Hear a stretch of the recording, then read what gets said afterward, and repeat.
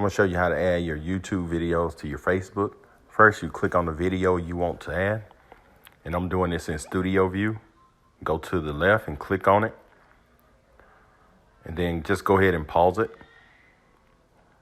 And then go down here and hit share.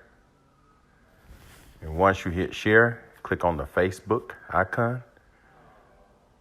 And go to the top left when it loads.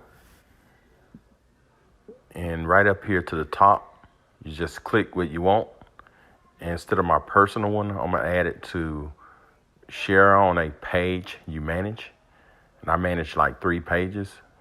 And I'm gonna click this drop down arrow and I'm gonna go to welding and stuff. I'm gonna click that, and down here at the bottom, I'm gonna hit done. And once you hit done, that's it. Now I'm gonna exit out of this and go to my Facebook and show you what it looks like. So once you log on to Facebook and you go to the page that you manage, mine is welding and stuff. I'm gonna go here to the left, click welding and stuff, and it should be at the top of the page. If you don't see it, just go up there and hit the refresh, but there you go right there. And that's all to it. Subscribe to my channel.